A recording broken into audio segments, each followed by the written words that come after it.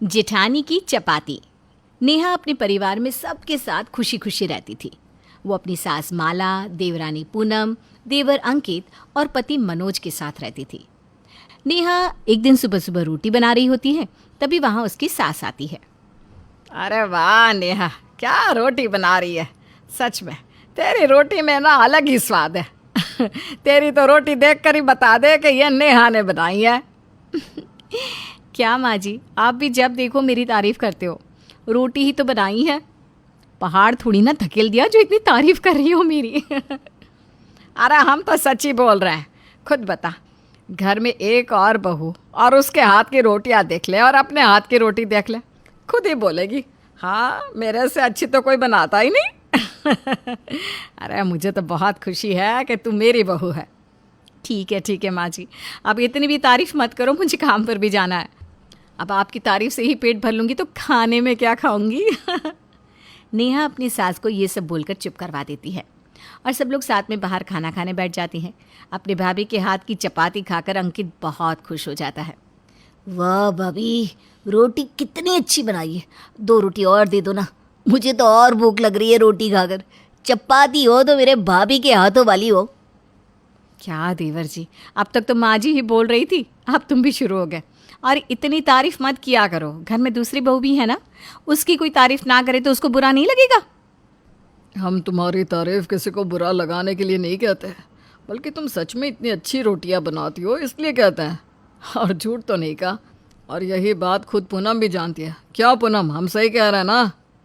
सही में जेठ जी बिल्कुल सही कह रहे हैं। मैं तो खुद ही सोचती हूँ, काश मैं भी आपकी तरह चपाती बनना जानती। आप कितनी बड़ी और फूली हुई अच्छी सी चपाती बनाती हो। मेरे से तो ना गोल बनती है ना ही अच्छी, जला ही देती हूँ हमेशा। पता नहीं मैं कब आपकी तरह चपाती बनाना सीख पाऊँगी।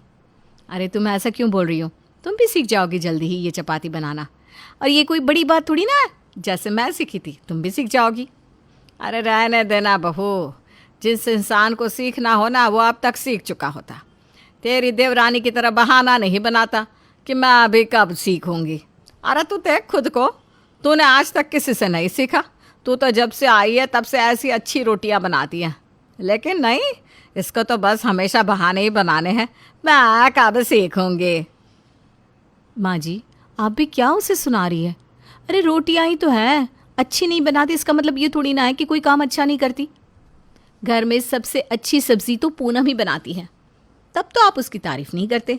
लेकिन चपाती नहीं बना पाती तो आप इतना सुना रही हो। अरे सुनने वाले काम करेगी तो सुनाया ही जाएगा ना। पति के दिल का रास्ता उसके पेट से होकर जाता है, और इसको तो बस पति के जेब का रास्ता चाहिए। पैसे मिल जाए और कुछ नहीं करना। एक तू है, काम भी करती है बाहर और घर में भी इतनी बढ़िया चपाती बना लेती है, फूली हुई अच्छी गोल, लेकिन इससे तो वो तक नहीं हो पाता। अरे कहाँ से ले आए हम इसे अपने घर की बहू बनाकर। माला की बात सुनकर पूनम को बहुत ज़्यादा बुरा लगता है। वो रोते हुए अपने कमरे में चली जाती है। नेहा को भी अपने काम पर जाने की काफ़ी देर हो रही थी, इसलिए वो इस बात को यहीं छोड़कर अपने जॉब पर चली जाती है। शाम को जब वो अपनी जॉब से आती है तो देखती है कि पूनम अपने कमरे से निकले ही नहीं।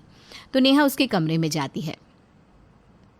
क्या हुआ पूनम, मैंने सुना तुम सुबह से अपने कमरे से बाहर ही नहीं निकली। अरे तुम अब तक सुबह की बात लेकर बैठी हो क्या?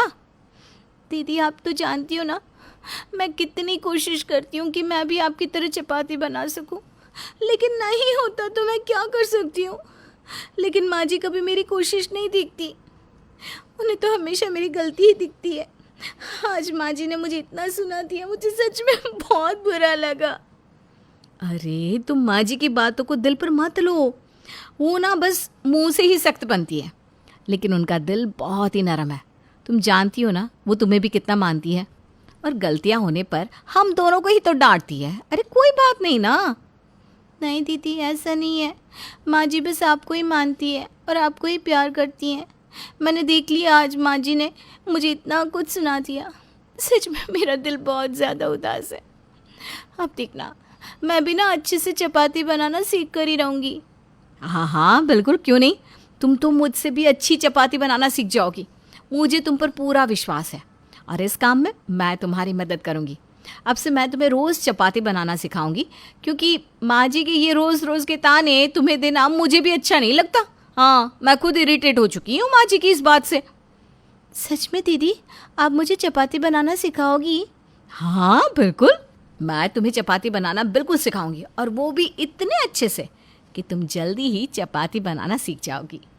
अब नेहा हर रोज़ पूनम को चपाती बनाना सिखाने लगती है, और पूनम भी काफ़ी दिल से चपाती बनाना सीखने की कोशिश करती है। कई दिनों की कोशिश से और नेहा की मेहनत से पूनम को अच्छे से चपाती बनाना आ ही जाता है।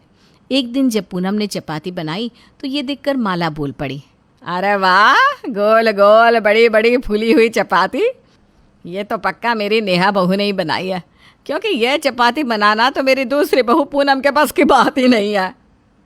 माँ जी, इस बार आप मार खा गई। ये चपाती मैंने नहीं बनाई है, बल्कि आपकी बहू पूनम ने ही बनाई है, जिसको आप कभी कुछ समझती नहीं। ये चपाती पूनम ने बनाई है। कितनी अच्छी बनाई है ना, जैसे आपको पसंद है ठीक वैसे ही। क्या ये पूनम ने बनाई है? लेकिन उसे तो आती नहीं, तो ये वो कैसे बना सकती है?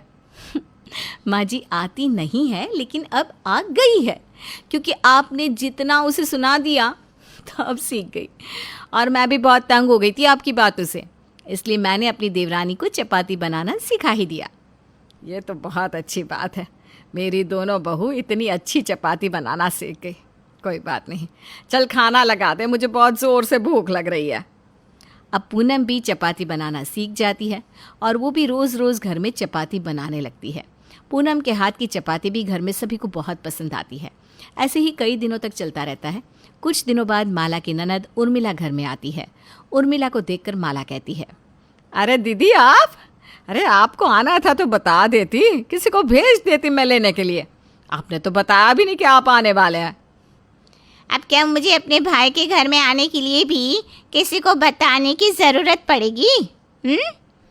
मेरा मन हुआ तो आ गई मैं तुमसे मिलने। क्या तुम लोगों को मुझे देखकर खुशी नहीं हुई?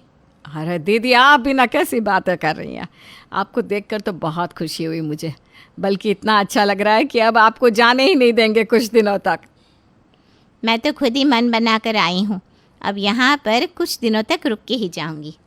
आखिर मैं भी तो देखूँ, मेरी भाभी मेरी खातिरदारी करना भूल तो नहीं गई। अरे मैं कुछ नहीं भूली, अच्छा हुआ अब आप आ गए। अब देखना आप मेरी दोनों बहू से मिलकर ना खुश हो जाएंगे। आप जाइए अपने कमरे में आराम कर लीजिए, मैं तब तक खाने की तैयारी करवाती हूँ। माला पूनम को जाकर खाने की तैयारी करने को बोल देती है, और पूनम भी खाने की तैयारी करने लग जाती है और अपनी बुआ सास के लिए खाना बनाने लगती है। शाम को जब सब खाना खाने बैठते हैं तो पूनम सबको खाना परोसती है। बुआ को गोल गोल फुली हुई बड़ी सी चपाती देती है, जिसे देखकर उर्मिला कहती है, ये रोटी किसने बनाई? ये तो काफ़ी अच्छी लग रही है दिखने में। ये मेरी छोटी बहू ने बनाई है, अभी हाल ही में ऐसी रोटी बनाना सीखी है। ऐसी रोटी तो मेरी माँ मुझे बनाकर खिलाया करती थी, और आज इतने टाइम बाद तेरी बहू के हाथ की देख रही हूँ। सच में देखकर ही भूख बढ़ गई। खाकर बताती हूँ कैसी है। उर्मिला चपाती खाने लगती है। वो जैसे ही चपाती खाती है उसे काफ़ी ज़्यादा स्वादिष्ट लगती है, इसलिए वो एक साथ 3-4 चपाती खा जाती है। सबका खाना होने के बाद जब सारे हॉल में बैठते हैं तो उर्मिला अपने गले से बहुत ही कीमती सोने का हार निकालती है और पूनम को पहनाते हुए कहती है, ये मेरी तरफ से बहू, तू सच में इतनी अच्छी चपाती बनाती है, मेरा तो दिल खुश हो गया। आजकल की लड़कियां इतनी अच्छी चपाती बनाना कहाँ जानती हैं। ये देखकर ही मुझे खुशी हो गई, इसलिए ये हार मेरी तरफ से तुझे। ये मैं कैसे ले सकती हूँ बुआ जी, ये तो बहुत ही कीमती लग रहा है। अरे बुआ जी, मैं भी अच्छी चपाती बनाना जानती हूँ, मैंने ही तो पूनम को चपाती बनाना सिखाया है, तो एक हार तो मेरे लिए भी बनता है ना। अरे आती होगी तुझे चपाती बनाना, लेकिन घर को तो पूनम बहू ही संभालती है, और लोगों का पेट भरना बहुत अच्छा काम है, वो भी ऐसे स्वादिष्ट खाने से। सच में बहुत अच्छा किया तूने इतना अच्छा खाना खिलाकर, और ये हार तो मेरी प्यारी बहू पूनम के लिए ही है। देखो ना, बुआ जी इतना कीमती हार मेरी देवरानी को दे रही है, जबकि उसे सिखाया तो मैंने ही था रोटी बनाना। अब तुम ही बताओ, ये हार तो मुझे मिलना चाहिए ना। एक तो मैं घर की बड़ी बहू भी हूँ और ऊपर से ये चपाती बनाना मैंने ही तो सिखाया है पूनम को। तो किसने बोला था सिखाने को? अब सिखा दिया तो भूख तो। अपना टैलेंट किसी और को दोगी तो उसका फ़ायदा तो उठाएगी ना। अब आया ना मज़ा। मैंने तो पहले ही बोला था ये सब करना ही नहीं चाहिए था। अब देखो इतना कीमती हार तुम्हारी देवरानी को मिल गया। आपको तो बहुत खुशी हो रही होगी ना इतना कीमती हार मेरे हाथ से जाते हुए देखकर। कोई बात नहीं, अब आपको ही मुझे ऐसा हार दिलाना पड़ेगा। नेहा और मनोज दोनों को ही काफ़ी बुरा लगता है, लेकिन अब पछताए क्या होत जब चिड़िया चुग गई खेत।